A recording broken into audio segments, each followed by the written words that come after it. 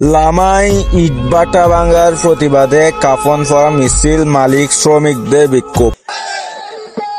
বান্দরবানের লামা উপজেলার ফাইতং ইউনিয়নের ৮ নং ওয়ার্ড ফাদুছড়া এলাকায় একটি ইটভাটা ভাঙার উদ্যোগে প্রতিবাদে মালিক পক্ষ ও সাধারণ শ্রমিকের বিক্ষোভ মিছিল। এই মিছিল তেমন সাধারণ মনে হলেও সাধারণ ছিল না। মিছিল ছিল কাফনের কাপড় পরে। আজকে সকালে এই মিছিলে ইটভাটা বন্ধ না করার দাবিতে তারা বিভিন্ন স্লোগান দেয়। শ্রমিকদের দাবি, ইটভাটা বন্ধ হয়ে গেলে তাদের জীবিকা বন্ধ হয়ে যাবে, তারা পরিবার নিয়ে পথে বসবে। অন্যদিকে মালিক পক্ষের ভাষ্য, প্রয়োজনীয় কাগজপত্র ও অনুমোদনের জন্য আবেদন চলমান। এই বিষয়ে স্থানীয় প্রশাসনের পক্ষ থেকে এখনো কোনো চূড়ান্ত সিদ্ধান্ত জানানো হয়নি।